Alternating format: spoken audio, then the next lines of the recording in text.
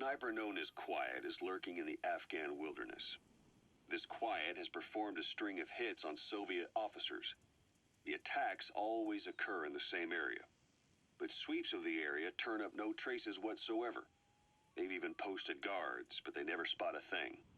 And then, before you know it, another body's lying on the ground. You ever heard of someone who operates like that? No matter how still and silent a person tries to be, they always create some kind of ripple. Be it breathing, a heartbeat, eating, excreting, body temperature, sweat. If this sniper can really vanish completely, that's just not human. I guess Quiet is the right name. But what is Quiet's objective? The local guerrillas wouldn't use this kind of tactic. I just can't see them hiring some superhuman mercenary. And the Soviet officers who've been killed, well, they were all opposed to or skeptical of the secret weapons development being conducted in the area. Sure, they were a problem for those supporting it, but the Soviets have nothing to gain by killing them.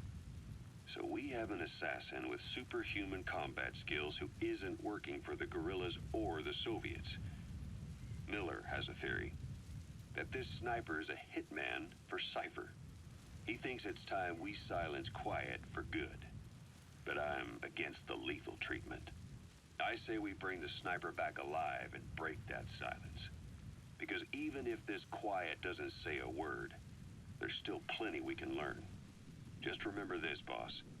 If our hunch is right, you'll be on this sniper's hit list too. If things seem a little too quiet when you're in the field, watch out. Quiet's out there somewhere. And if possible, this is one sniper I want back here breathing. When Quiet first came here, she demonstrated her marksmanship against that enemy fighter plane. It showed she was much more than your everyday crack shot. Hitting a moving target from 600 meters is a challenge, but it's possible with the right training and equipment. But shooting down that missile, that's a world apart from taking out a soldier on patrol. The chopper and the missile were in motion, meaning different vectors at high velocity in three-dimensional space, and she shot an unguided bullet that had to fight air resistance and gravity. All that while the chopper was taking evasive maneuvers. Some of the best target leading I've ever known. She has a superhuman sense of spatial awareness. You put her in a fighter jet, and she'd be an ace right off the bat. Hell, your judgment was top class too. Realizing she could take out that pilot, that's quick thinking. You and Quiet could make a hell of a team. You'd be damn near unstoppable. Quiet is still in her cell. Only a few staff are authorized to go near her. She hasn't tried anything funny, but that's what bothers me most. In particular? What does she have to gain by coming to Mother Base? I first thought she was under orders from Cypher to take you out. She didn't manage it in Afghanistan, so round 2 happens here. So I lighten the guard. And that lock on her door is a joke. You gave her an opening. And? Well, she hasn't killed you yet. And I hate to say it, but she's had plenty of chances. You made me the bait. Poisonous bait. What better? Anyway, she didn't bite. Quiet is keeping her silence. So I'm left with no idea again what she's doing here. We tried communicating with her through writing. That didn't work either. Whether she's illiterate, dyslexic, or just plain stubborn, she won't cooperate. I just don't get it. If she tried to contact the outside, it'd be picked up by our counterintelligence net, but it's clean. There's no sign she's had contact with the staff, the base facilities, nothing. She's almost got the men wanting her to try something, just to find out what she's up to. And she's in there putting on the failed soldier look, all downcast eyes and defeated sighs. But she doesn't kill herself. She can't be trying to leave Cypher and surrender to us. So what's the verdict? This may sound optimistic, but here's how I see it. Quiet came here to fulfill some objective. To kill you, maybe to destroy Diamond Dogs. Whatever it was, before she could do it, something changed her mind. Yes. When I look at her, I sense hesitation. You think she betrayed Cypher? Can't say for sure. I prefer the ones that talk. Anyway, we'll keep her under watch. And we're also looking into those special abilities of hers. You'll be the first to know if something comes up. Why not look in on her yourself once in a while? Right. Quiet still hasn't made any moves. It's got me thinking. What? If you took her on a mission, she might break her silence. You want to let her out? Sure. Make her no different to the others. Everyone you pick up works for themselves, right? But her... I say work with her. See what happens. I wouldn't ask this of anyone but you. On missions, I'll make sure we have someone observing from a distance, and she won't be allowed access to all of the base. As for Miller, well, sometimes it's better to ask forgiveness than permission. The best part is, hiding is her specialty. If no one sees her leave the base, the staff will be none the wiser. And if she gets away? If that happens, you'll have to take care of her. But I have faith in you, boss. I think Quiet sees something in you. It's a big risk. But it's for the good of all of us. And besides, you can't deny her talent. Her unique skills and abilities would give you a hell of an edge out there. I'll think it over. How long are we gonna keep that woman here? You mean Quiet? My personal feelings aside, she's putting everybody on edge. You should hear the stories. I got sick from just standing guard at her cell. I won't stand on the same platform as that witch. She hit me for no reason.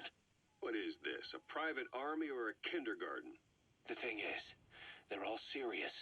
They're faced with something they don't understand, and a kind of mass hysteria has broken out. I've gotten wind of countless plots to take her out. There are no grounds for this suspicion whatsoever. Put yourself in her shoes, assuming they see her as a prisoner here. No, even more so, if they do, she deserves to be treated humanely. I always thought our men were a bit more noble-minded, but... Look, I understand this is a stressful line of work, but to make her the scapegoat... You've got it wrong. Quiet? She's with Cypher. We have men that lost their buddies to her organization. You could say that about more than just her. Plenty of the men used to fight for another side, but they've all put that aside to work for the boss. Cypher is different. And if you ask me, the boss is the biggest problem. Why is he protecting her? Some of the guys are starting to suspect him of... I don't agree with keeping her here either. So what's your move? Throw her out? Kill her? She's our ticket to Cypher. And her physical abilities are outstanding. We could use someone like her. Don't make me sick. Her marksmanship, speed, stealth capabilities for a start. Then, there are the other things we've learned. Quiet appears to be able to use both eyes as master eyes simultaneously. That lets her track targets of different focal lengths at once. While looking through the scope with one eye, she can look for new targets with the other. That's why she doesn't need a spotter. She can operate alone, no matter the circumstances. See? I told you she's a freak. No one would be able to control her. No, there's one person who could. Hey, you trying to get the boss killed? Well, why don't we talk to him? See if he's willing to take her along. I don't like this. It's his decision to make. The two of them might even make a good team. Where is she? You mean Quiet? In her cell, of course. Why did you send her out with the boss on that mission? She proved herself well enough, didn't she? The boss sure knows talent when he sees it. That woman will never be one of us. She's targeting him. Don't forget, we do owe her one. What's that supposed to mean? Remember what happened when she first got here? She shot down the aircraft Cypher sent after us. Not only that, she hit the cockpit. Who else could have done that? We're talking about a fighter jet traveling at Mach speed. What's your point? If she hadn't been there, the boss's chopper would be at the bottom of the ocean right now. Or it would have been followed right back to Mother Base. So let's say she does have some elaborate scheme in the works. If you want to catch her in the act, all we can do is sit back and wait. On the other hand, if she swears allegiance to the boss like our other Fulton recruits, he couldn't ask for a better partner. She's got you fooled. I have eyes on her. If she tries anything, she'll regret it. We lose nothing either way. Boss, we've gone over the prisoner transport log you found. Quiet was grabbed by the Soviets and moved to Lamar Khatte Palace. They lost a lot of men to her. Can't blame them for wanting payback. But why did she just let herself get captured? I think it is time you knew. Quiet to be precise. The third English pair. Skullface was using her as a vector. An ace in the hole if his assassination plan failed. I knew it. But Qulet chose not to speak. She told me the situation in Dene, Navajo, the only language to which the parasites do not react. If you found out, she could not remain among you. And yet, she refused the Wolbachia treatment. Why? Because part of her still wanted revenge. Against you. Revenge against the boss? In order to stay here, she took a vow of eternal silence. But then, that sudden mutation showed this was not enough. As long as the parasites were inside her, she could not predict what might happen. And that's why she took off? Sacrificing herself to make sure the English strain died with her? Maybe. Or maybe she only wants to infect the world. Whatever her plan, we can't let her go free. The vocal cord parasites are the last of Skullface's legacy. It's up to us to erase it. Boss, the targets are Qulet and the English strain she's carrying. Your objective is to extract her. But if worst comes to worst, she may have to be eliminated. Both her and the parasites. We don't know for sure what Qulet's up to, but we need to secure her ASAP. She's being held at La Marjate Palace. Make your way there. I did not choose to be quiet. I wanted to express my feelings to you. If only we shared a common tongue.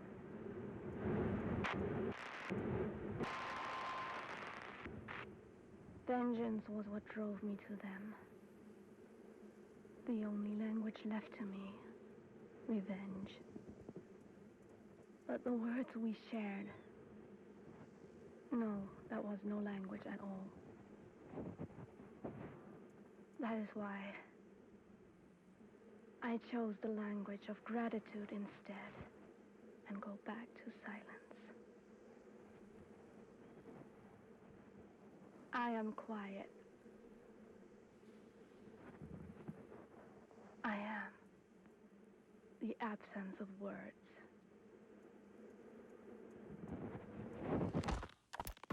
Boss, I have the report on that cargo we stole from Cypher's truck. The PF was transporting two things. The analysis of that malachite has come back first. Naturally, the main compound is copper. There's also a small amount of cobalt. Nothing unusual so far. Southern Zaire is a well-known copper belt. However, in addition to these, we also detected a trace amount of uranium. The content percentage, though, is too low for nuclear development. It most likely came from Shinkolobwe Mine. That's where the uranium in that area comes from. The mine's closed, as all the high-purity uranium ore dried up a long time ago. But you could probably still find it there in small quantities. That said, there are plenty of other uranium mines that are in operation, like in Niger, Namibia, South Africa. Why go to an abandoned mine to scrape up whatever's left and ship it out in mass quantities without refining it? They were transporting that Yellowcake, too, which would suggest they have the technology to refine uranium. Anyway, that about sums it up. Unfortunately, the analysis of that Yellowcake is taking a little longer. I'll let you know when it's done. Boss, sorry to keep you waiting. We finally finished analyzing that Yellowcake cipher was moving. There was nothing unusual about the composition of the Yellowcake itself. Most of it was oxidized uranium, with the rest being impurities, various metals, as well as traces of organic matter. What's interesting is the composition of these impurities. When we checked them against the impurities found in the copper ore, it was clear the Yellowcake didn't come from Shinkolobwe, meaning they went to the trouble of mining two sources of uranium, then transported them together in different states. Another thing, we detected a very thin layer of highly enriched uranium in the middle of the Yellowcake. Now that is very interesting. It may not be a lot, but it points to the existence of uranium-enriching technology. After all, Yellowcake can't naturally produce highly enriched uranium. If they could mass-produce this, they'd be just one step away from a gun barrel type nuclear bomb. But uranium enrichment requires advanced technology and a large-scale facility. If that kind of place existed in Zaire, the Soviet Union wouldn't sit idly by. And there's another question. Where were they transporting the Yellowcake and malachite uranium? The first place that comes to mind is South Africa. The government was supposed to have abandoned nuclear weapons development after caving to international pressure. But rumors persist that it's continued in secret. Plus, ZRS were escorting the truck, and they're based out of South Africa. And then South Africa does have an abandoned test site. If Cypher's involved with nuclear development in South Africa, but how would that fit with their weapon to surpass Metal Gear? We need more information. Shinkolobwe. There's a name I haven't heard in a while. The U.S. bought a lot of uranium from Shinkolobwe Mine during World War II for the Manhattan Project. They even sent a squad from the Army Corps of Engineers to reopen the mine after it was flooded. That's how good its uranium must have been. With that, the world's first nuclear test was a success. Shinkolobwe uranium might have been used in the Hiroshima and Nagasaki bombs, too. Just hearing its name is like seeing all the phantoms of the war rise up to haunt us. But all the uranium's dried up, and the mine's been closed for years. So someone reopened it. Right. Zero-risk security seized control of the area and were forcing locals to work in it. And the Zairean government was getting a slice of what they took in exchange for looking the other way. Mobutu has to finance his tastes somehow. He'll gladly sell the rights to some old mine.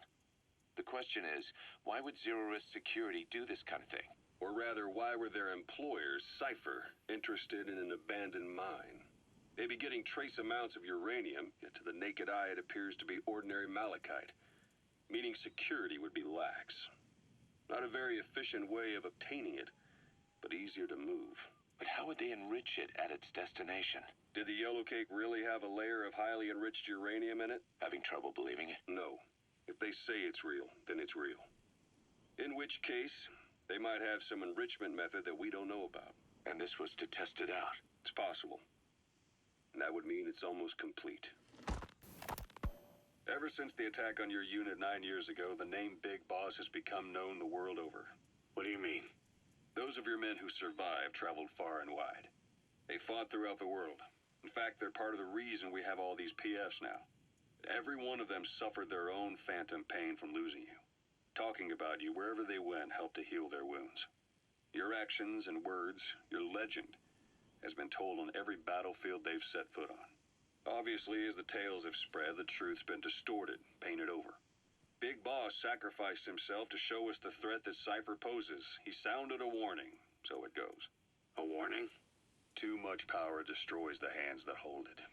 Apparently, you chose to be a living example of that. I never said any of that. The moment any truth is passed on, it starts turning into fiction. The problem is, fiction inspires people more than facts. To the world, you're now the legendary mercenary Big Boss. The lessons you've taught the PFs are the reason they're so widespread. They're the reason they've survived. And you know what they all aspire to?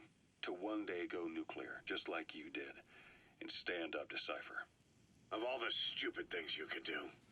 They'll never understand what you really wanted. Heroes are misunderstood. It takes a man of the same caliber to understand what drives them.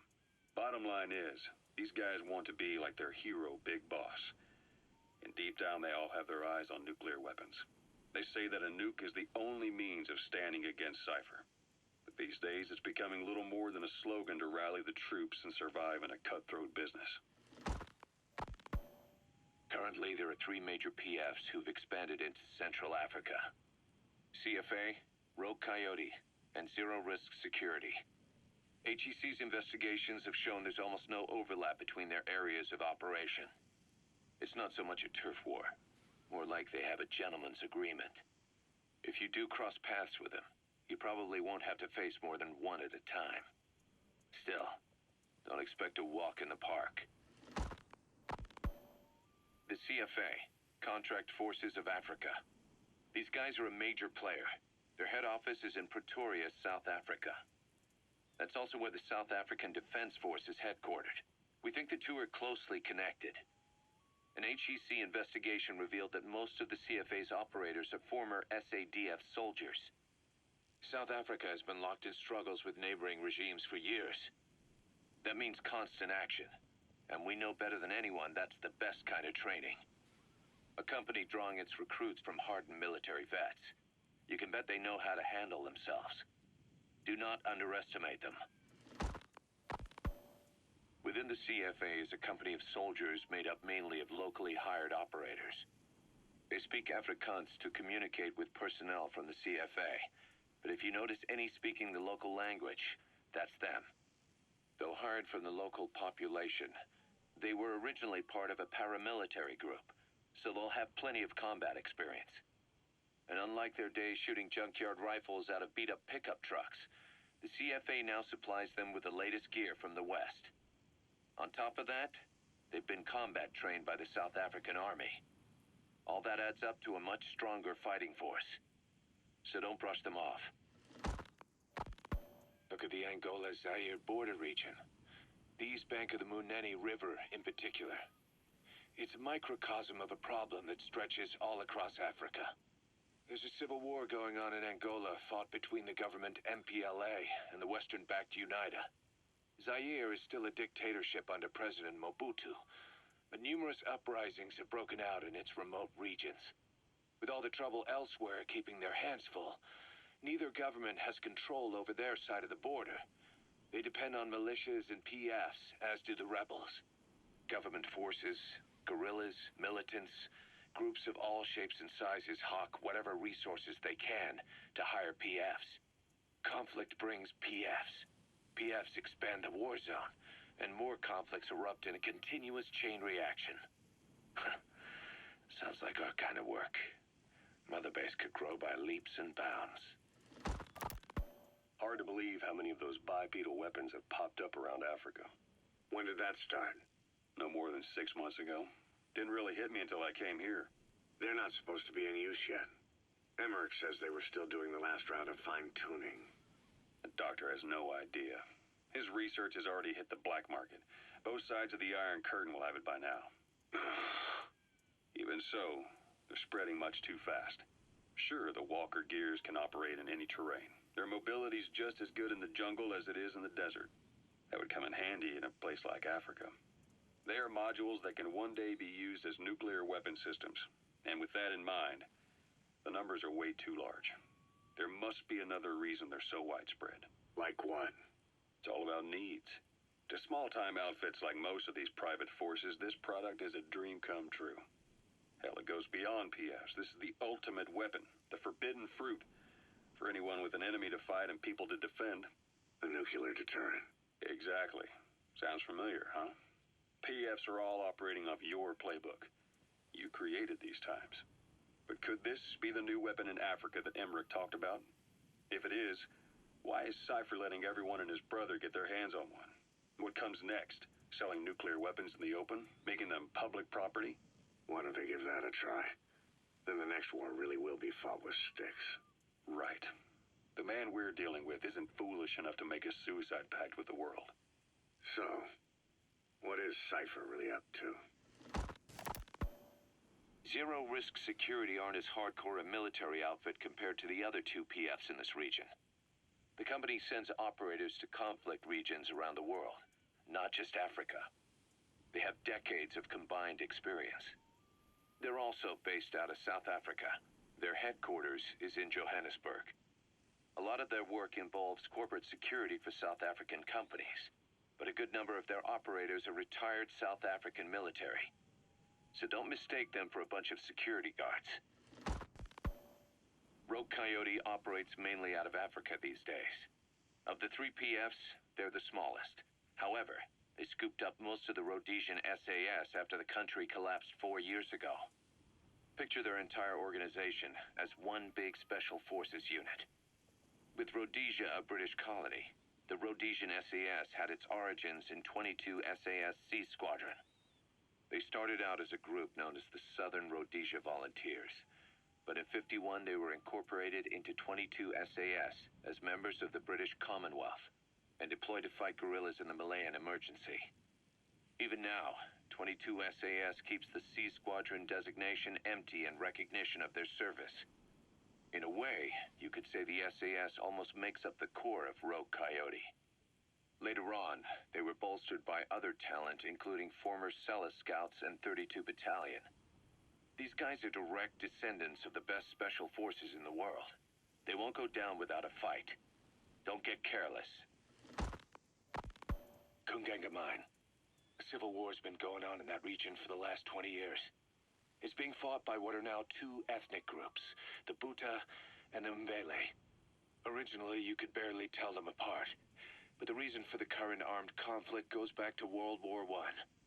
After the war, their land was colonized by a European power, and it decided to give local control to the Buta. That split the two groups into rulers and subjects, laying the foundations for an inevitable civil war. The friction between them remained even after they won independence from Europe. The Buta are holding on to power to this day, and the Mbele rebels continue to fight back. The conflict is funded by locally mined gold, rare metals, diamonds. They've used the money from those to arm themselves, buy oil, and even hire PFs. The Buta administration owns the mining rights to Kungenga Mine. But most of the laborers are Mbele, who they've taken prisoner. The product they've gouged out of their land is bought up by cheap Western corporations. And the civil war is fueled by the profits. That's how it goes. One country's people is split apart by another country. Then the two groups tear up their own land for money in order to fight each other. Now this civil war started by a foreign power is the norm, and it's sucking up all the country's resources. PFs are just the same. They follow the money, taking war with them wherever they go. That goes for us, too. It's an endless river of bloody retaliation, and we're standing downstream. Should we make a stand and staunch the flow? Or wade in amongst the corpses and make a bigger splash than the rest? We'll follow your lead, boss. Boss, about those invalids you saw in that devil's house. Poor bastards. All strapped down to the beds, with those lumps on their chest. The medical staff tell me they were probably a type of cyst. Cysts can get that big. In some cases, yes. But supposing they're a kind of atheroma forming on the surface of the skin, the size is just too big, and the appearance is all wrong. In the end, the medical team were at a loss. Those lumps were like nothing they'd ever seen. The fluid you said you got on your prosthesis when you touched one was burned off in the fighting, and the factory burned down too. None of the tests we did once you were back at the base revealed a pathogen that could have caused them. Meaning we don't have a single sample to work with. Everything went up in flames. What worries the medical team most is whether it's contagious. Whether there's a chance we could end up like that. And? Mother Base's sanitation control has always been strict. After all, war is great at transporting diseases. For the time being, at least. There's no sign of contagion or any symptoms that could be related. One more thing. About the surgery that had been performed on the people in the Devil's House. Yeah? You said that their throats were cut open, with an acoustic tube pushed inside? Right. The tubes were hooked up to tape recorders, playing some kind of audio. Well, we picked up some of that audio through your radio transmissions and recorded it here. The intel team has been working on analyzing the communications log. What have they found? There's nothing tying the contents together. We've got a report on 3 deaths in a car accident on the autoroute near Marseille.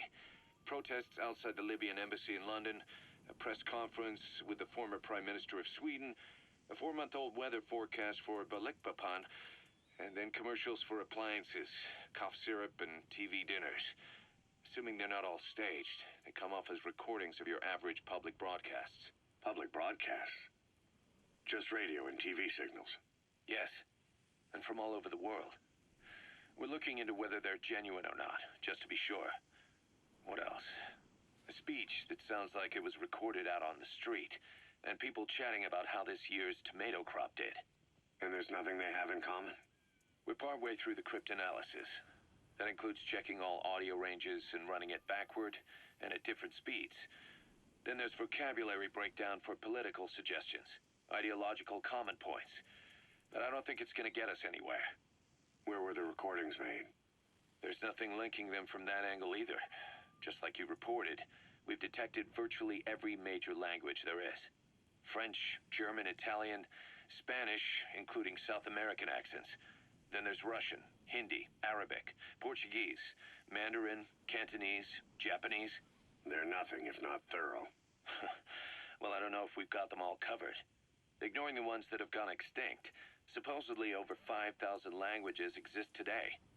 Besides, English isn't one of the ones we picked up. Really? English? I know. Only 5% of the world's population is a native English speaker. But when you factor in those who've acquired it as a second language, nearly 1/3 of the people speak it. The world's dominant lingua franca. You gotta figure they had it somewhere among all the languages in that place.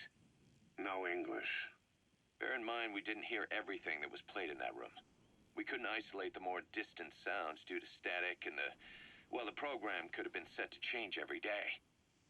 In a nutshell, for reasons unknown, people in that room with a common medical condition were made to listen to recordings in languages from around the world. It's not clear how the growths on their chests fit into it. It could have been treatment for them, or maybe an experiment of some kind. I'm guessing one person knows. Yeah, Skullface. He was there. The only thing we can say for sure is that he's involved. Snake, I wanted to ask you about the man on fire. What do you remember from the hospital? Anything we can use? Well, he took off the moment the sprinklers started up. Sprinklers? The fire system? And when he got sprayed with water from the burst pipe, it slowed him down. When we escaped on horseback, he wouldn't cross the river either. And then it started to rain. And he disappeared. Water against fire. Is it that simple? I mean, it makes sense. It's just hard to believe it would work on a guy like that. You mentioned that the man on fire was crushed under Sahelanthropus in its hangar. Yeah. He was caught under the wheels of its transport platform. But his body wasn't found. What? We searched the area the moment we arrived, but there was no trace of him. I wasn't hallucinating. I know. I trust you on that. That means someone must have taken the body. But when I got there, everything was still as it was. Even Skullface hadn't been touched. I can't see a reason to sneak into a place like that and drag out the biggest, heaviest guy there. What are you getting at? The only option left is he got up and walked away. That platform ran him over. Just ran him over. You're saying that's not enough? I don't want to believe it, but maybe not. He shrugs off bullets, even rocket strikes. There's no reason to think that would finish him. It seems ridiculous, but I'll start gathering eyewitness accounts just in case. If you dig up anything concrete, I want to know. You'll be the first, if I dig anything up. But I hope to hell I don't. No kidding. Volgan, the GRU colonel, was burned alive with a Shagohod during Operation Snake Eater 20 years ago. Despite suffering severe burns to his entire body, he still clung to life. After you left Seleniarsk, Volgan's body was taken to a research institute in the outskirts of Moscow, but modern medicine couldn't explain why he was still alive. Not that the colonel was any ordinary man to begin with. That constant electric current he had running through his body that he could unleash at will. To be honest, I was always uncomfortable around him. Thought I might get electrocuted just by standing nearby. The institute studying him was tasked with investigating and developing human paranormal abilities.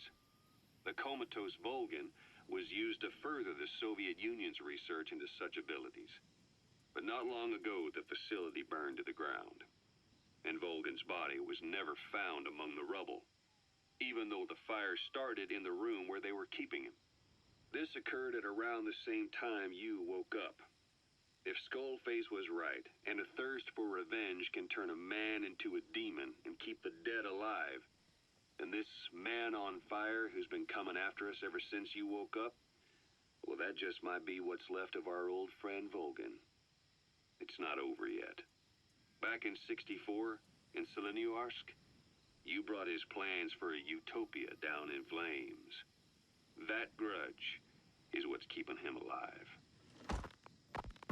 The day the research facility holding Volgan burned down, a Soviet jumbo passenger jet happened to crash nearby, far away to the north of that hospital in Cyprus.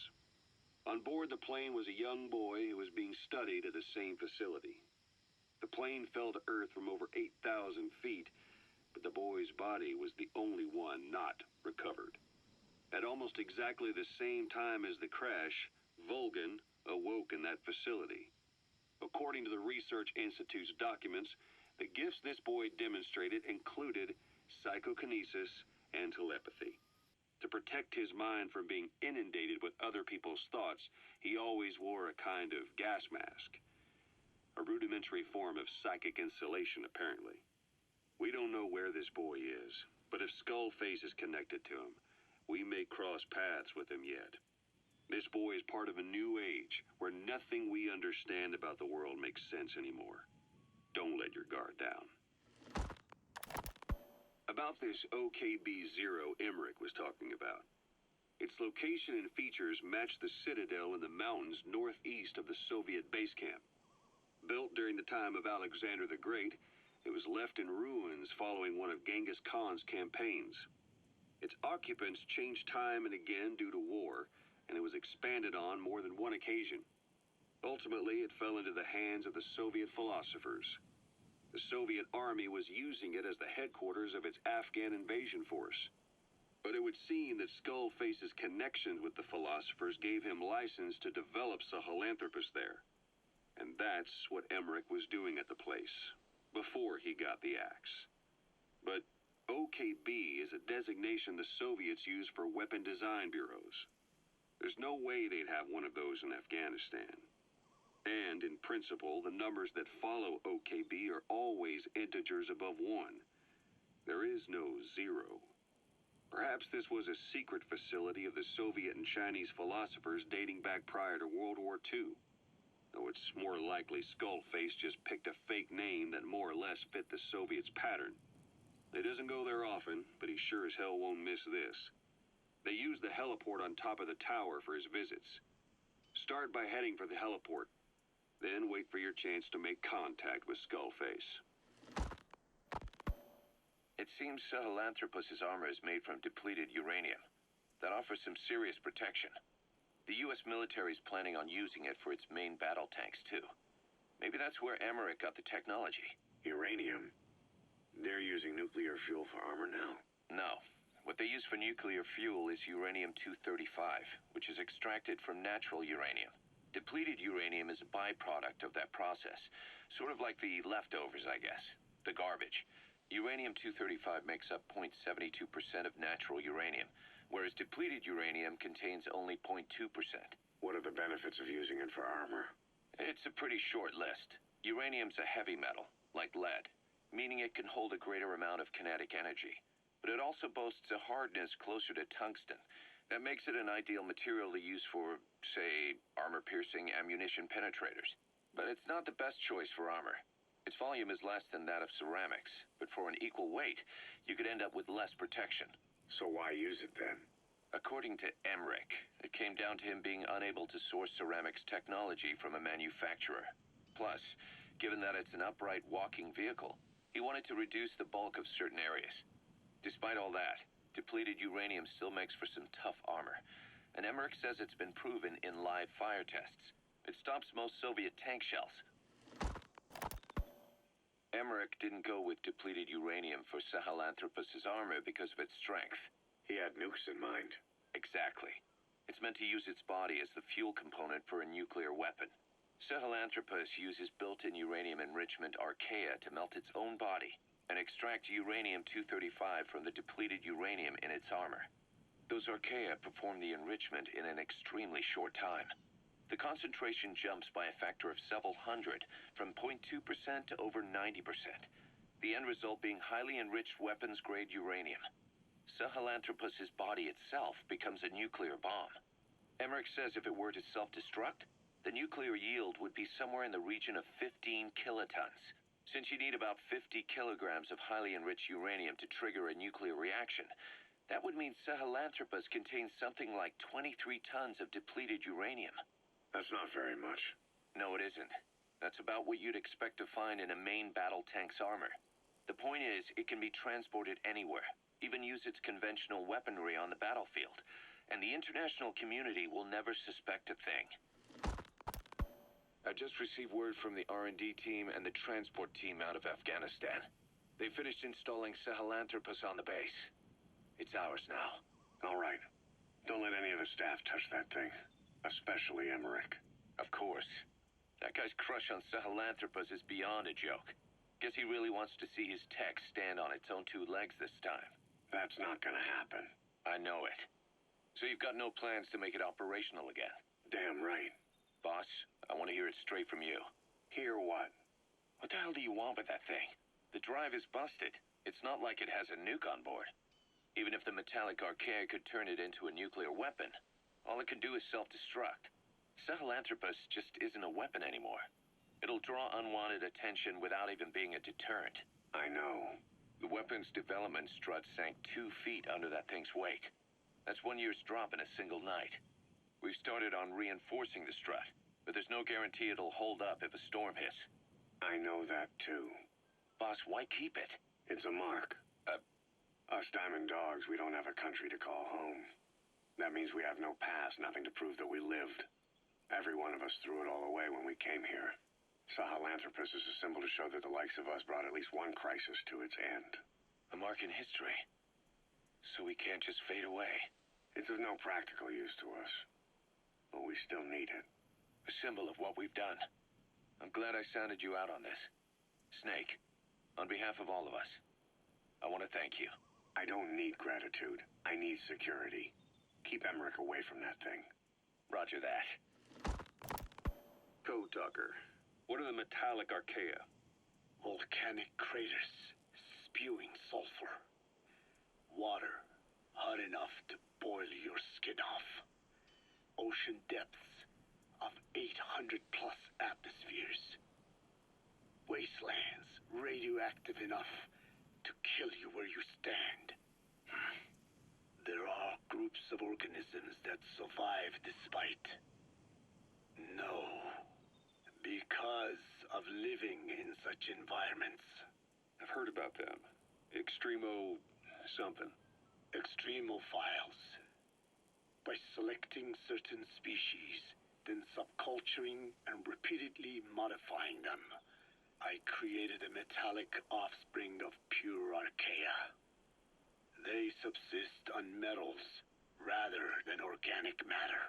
And some of them even consume uranium? Yes. Uranium enrichment Archaea metabolize only uranium-235. As a result, they produce weapons-grade enriched uranium. How is that possible? Consider how plants fractionate carbon isotopes when they conduct photosynthesis.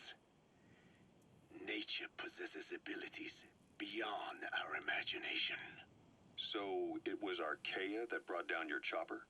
Corrosive Archaea, yes.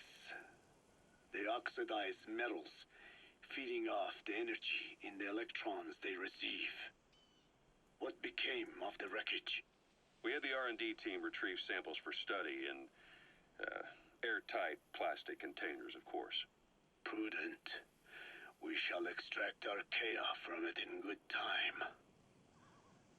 They should help you fight back against Blagana. Any chance we could start now? It doesn't have to be a lot. I might just have another use for them. If it's only a small amount you need. That's fine. I'll get the R&D team to assist. Let's go. South Africa was previously suspected of developing nuclear weapons. It already had a conspicuous presence at the UN because of apartheid and its armed expansionism. But when neighboring Angola and Mozambique became socialist countries in '74, South Africa felt hounded into a corner. So it accelerated its nuclear program to protect itself.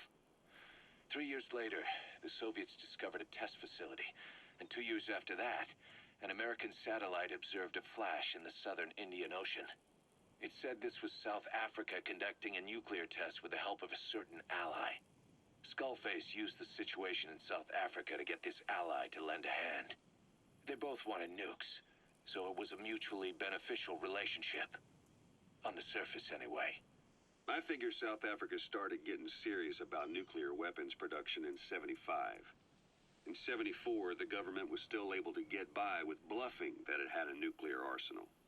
But the year after, word spread that an independent armed group in the Caribbean was crushed by Cypher for possessing a WMD. That's right, boss. What happened to you and your men was the reason South Africa decided to push ahead with nuclear development. A force independent of any country getting its hands on a nuke. That was a threat to the existence of countries everywhere. It wasn't just South Africa. Your presence pushed a lot of countries to get nukes. The world was scared of you. You were a threat to more than just the Cold War.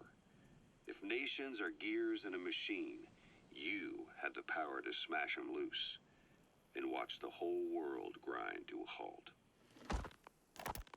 Emmerich uses externally powered legs of his own design. It's bionics technology, a product of the U.S. military's failed attempt to develop a powered exoskeleton. All the wearer has to do is apply a little force, and the actuators continue the movement in that direction. But his legs are unique. Instead of using a hydraulic mechanism, the actuators run off metallic Archaea. That increases the actuator's reaction speed and also enables him to lock and release the joints at will. The legs are a nifty little gadget, but they have two clear weaknesses.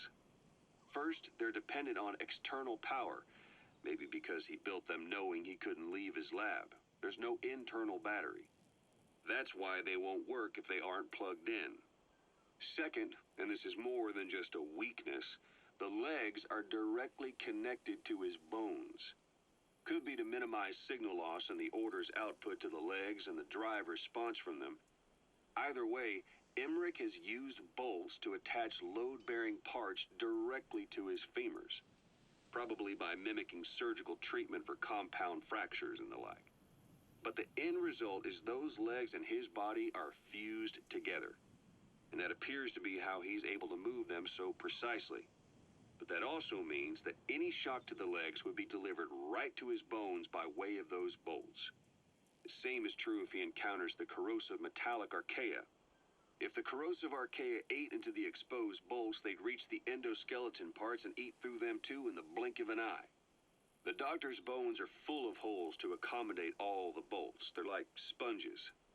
If he were to lose the reinforcing parts, even the tiniest bit of force or weight would snap his bones. So when I dangled those corrosive metallic Archaea in front of him, he realized straight away what would happen. Life wouldn't be worth living if he lost those legs of his. I'd bet that is what the doctor fears the most. I just helped him imagine what it would be like. Thanks to that, I got the information we needed without either of us getting hurt. You know how he is. He's probably already over the shock. The better you know your adversary, the easier it is for you to get information from them. And vice versa. You said that the nuke Skullface was trying to spread around the world were equipped with a failsafe. Something that could shut them down at will. His will. Quite so. After all, he needed a guarantee that a buyer wouldn't simply turn the weapons back on him. So how can they be stopped? The criticality trigger, that is, the detonator, is a complete black box design. Any attempt to dismantle it causes it to melt in seconds, using the corroding Archaea. The design ensures that no detonation is possible unless it disengages the lock. So he had a way to disengage it remotely. Precisely. The client simply presses a button. At that moment, the detonator begins transmission with a surveillance satellite. The satellite reports to him how the client is trying to use the nuke. If he does not object, the lock is disengaged. But if it's a risk to him in any way, the detonator melts down. The same is true if detonation does not occur within a preset time after the lock is disengaged. The nuke is rendered useless. Who the hell would buy something with strings attached like that? The client would never know until the moment they actually try to use it. Most likely, he would have explained the time delay as the detonators needing time to activate. And he only intended to sell biologically primitive groups in the first place. Let me guess. He'd claim it was defective and offer a replacement. Shadier than a used car salesman. Skullface shakes your hand like a friend, using the other to control you like a puppet. This is how he works. This is Yellowcake that Cypher was having the PFs transport. Before we met you, the boss recovered it from a truck crossing the savannah. Are there metallic Archaea inside it? Yes, the Archaea metabolize uranium-235 to subsist. They must be stored inside Yellowcake, where they cannot survive. So those biological traces we took for impurities were actually the real cargo. Of course, they are deactivated, so they do not trigger a sudden enrichment. They are like baker's yeast. Yet, they do gradually enrich the uranium as they feed. I imagine you detected weapons-grade traces. Yeah, we did. And the malachite that was loaded on the truck had traces of uranium in it, too. So that's the flower, huh? Skullface was gonna sell do-it-yourself nuke kits. The uranium-enriching Archaea complete with a user's manual. And the ores with the uranium could be sourced by the client or provided by Cypher. Even the trace amounts buried in common ores can be enriched to weapons-grade uranium by the metallic Archaea. Proving that must have been the most important factor of the trials. That and the ability to successfully prevent detonation. So if the amounts of uranium in the ores are low enough, they can get past any inspection. And you only need a tiny amount of the Archaea to act as the yeast. No great challenge to smuggle that either. The first step towards saturating the world with nukes. His plan. That was not my intention. My only goal in developing the metallic Archaea was to save the Dene. What made you think a tool for creating undetectable nuclear weapons would save your people? After 70 years, the Dene reclaimed the Navajo nation from which we were banished. We bore all the hardships of poverty. But we were proud to live off the land we called our own.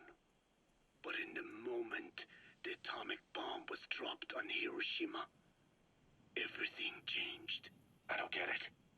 The nuclear arms race between the US and the Soviet Union began with the end of the Second World War. Suddenly, there was a massive demand for uranium. And it was our ill fortune that the ground beneath the Navajo Nation was rich with uranium ore. The Black Ana government set up mine after mine, and many of the Dene worked them, never informed of any danger. Every day, they went to work with no protection. The slag was simply piled out in the open. When rain fell, uranium traces left behind would seep out, and when the ground dried, it was blown about as dust. Land and water were contaminated, irradiated. Many of us became sick and died. That pain lives on to this day. I had no idea. Wanting more than anything to revive the land my forebears left to me, I was delighted upon discovering microbes that eat uranium.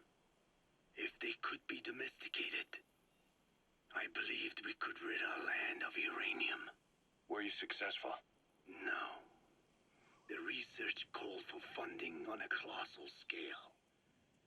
But nobody was willing to invest with no prospect of a return. And that's when Skullface showed up. Correct. I can save you and your people. We share the same will. That is what he said to me.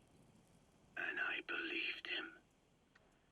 Black Ana forced me to abandon my uranium cleanup work and focus on nuclear weapons. And he held all the Dene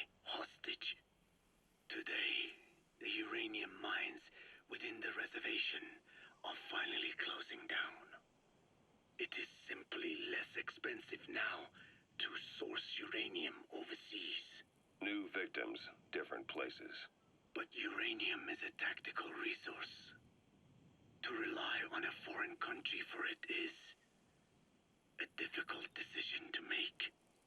And he was in the perfect place to influence that decision. He could have condemned your people to the mines forever. The contamination comes not only from uranium. The fallout from the Nevada nuclear tests also settled on our lands.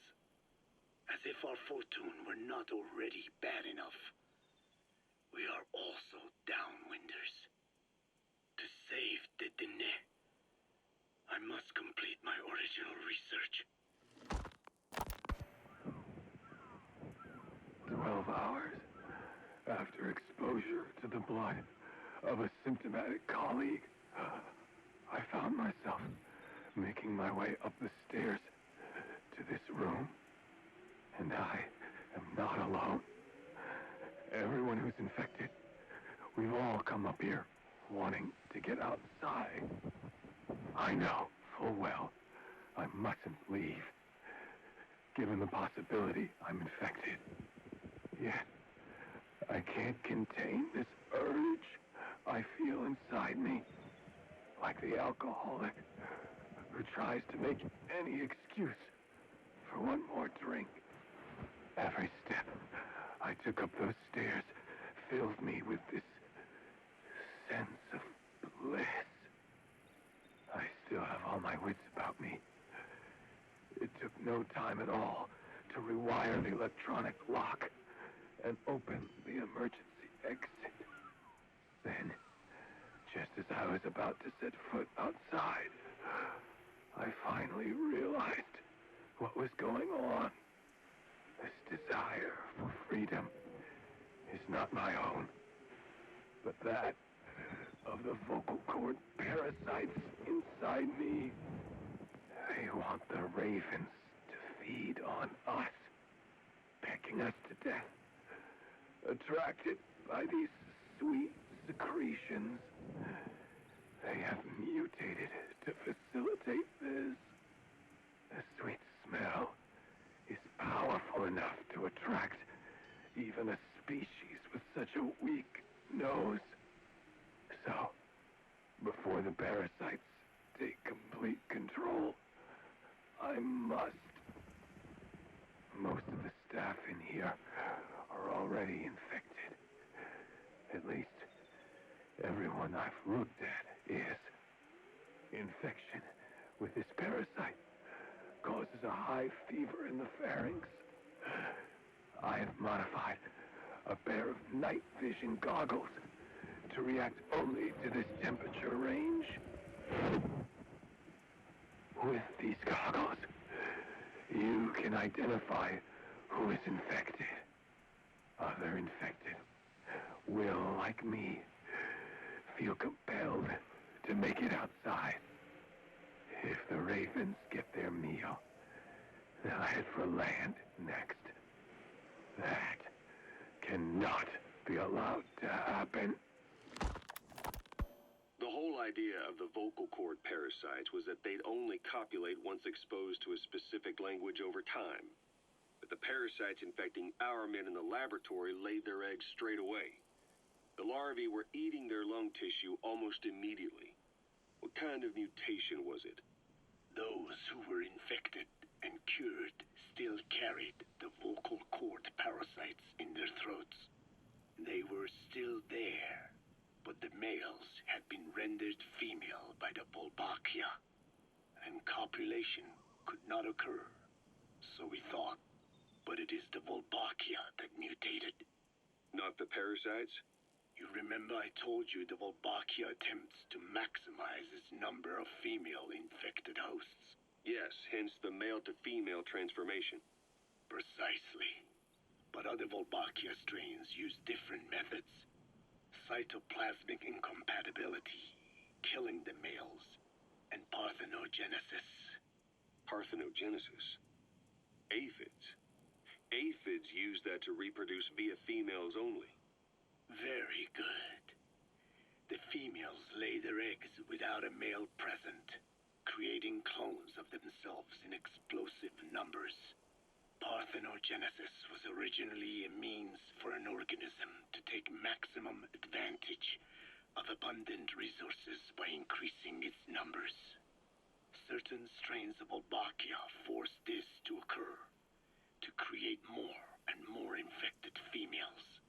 And that's why our men develop symptoms in the blink of an eye. Wolbachia causing parthenogenesis is common in parasitic wasps. Of course, the Wolbachia I introduced to your men did not have this characteristic, but I believe the mutation, whatever it was, caused it to force parthenogenesis in its host, the vocal cord parasites. The Wolbachia we used to prevent egg laying became the agent of limitless reproduction. There's something else. The symptomatic infected in the laboratory all wanted to get outside, even knowing there was napalm waiting for them out there. You said the parasites made the Mac that way, but parasites controlling humans. Is it possible? Parasites altering the host's behavior is a common occurrence in the world of nature. Long ago, the vocal cord parasites had this ability, but even I never foresaw they might control humans. Until I heard the things your man said. You mean the researcher on the top floor? The bit about, I'm not a snail. Yes. Among parasitic worms, there is a genus called Leucochloridium that uses snails as intermediary hosts. As you know, snails prefer dark, gloomy environments. But once parasitized by Leucochloridium, they desire to be in the light. And that is not all. The parasitic worms thrust themselves into the snail's antennae, making them swell to abnormal size. The snail, meanwhile, frantically wiggles its antennae as the parasites squirm inside. The swollen, wriggling antennae soon resemble caterpillars. I don't get it. It is so they can be eaten by birds. Leucochloridium needs a bird as its definitive host. To breed, they require their snail host to be snapped up by a predator. So they make the humble snail appear to be a delicious caterpillar and lead it to somewhere in open sight. So you mean the staff trying to get outside was so the birds could pick at them. The parasites altered their mental state, making them crave higher places and to be outdoors. I can only surmise that both the Wolbachia and the parasites mutated. Before the ancestors of the vocal cord parasites infected humans, their hosts were birds. What we saw in the laboratory was some throwback to that time. The parasites attempting to make birds their intermediary hosts. It sounds insane. A praying mantis that is host to a parasitic hairworm will dive into water and drown itself, just so the hairworm can lay its eggs in water. Rats infected with Toxoplasma gondii lose their instinctive caution and run right up to cats. Just some of the many ways parasites control the host. But we're humans. Surely our minds are too complex for that. I thought just the same. Free will is what makes us human, so it never occurred to me that the parasites could be controlling the symptomatic. But the mood, the will of a person can be easily affected by the balance of their cerebral substances. Take the toxoplasma I mentioned. It does infect humans, and it is thought the infected develop a more reckless attitude. But to think that mutations occurred in both the Wolbachia and its parasite hosts. Your observation is most apt. Both mutations occurring at once indicates the presence of a powerful mutagen. I see. Keep working on narrowing down what it was. I want to thank you, Code Talker. Your pinpointing the cause of the vocal cord parasites mutation enabled us to purge an enemy from Mother Base. You mean that scientist? Yeah, I was convinced he betrayed us, but I was wrong. He was never on our side to begin with. So ultimately, there was no traitor among us. And yet I made everyone distrustful with my talk of spies. The end result being men turning on each other in the laboratory. You must not blame yourself. They were all infected with the mutated strain. The outcome would have been the same. You know, we defeated Skullface, but it didn't lessen our pain. It's a pain we'll never be rid of. I see that now, but I thought I could burn it away. In the end, all I burned was our own men. Infectious diseases, parasites. Without such foreign enemies, the immune system will start attacking the body, developing allergies and autoimmune diseases. The same is true of organizations. You're right. But I do not deserve to rebuke you. My desire to retaliate against the English language is what attracted me to the vocal cord parasites in the first place. Had it not been for that, I would never have been used by Skullface. We both allowed revenge to crawl into our minds and lay its eggs. Sahelanthropus will unleash that thirst onto the future. How long are we going to be tormented by what he left behind? There is no choice but to live with that pain. Be symbiotic with our vengeful nature. Whatever we do, we must not allow that thirst for revenge to control us.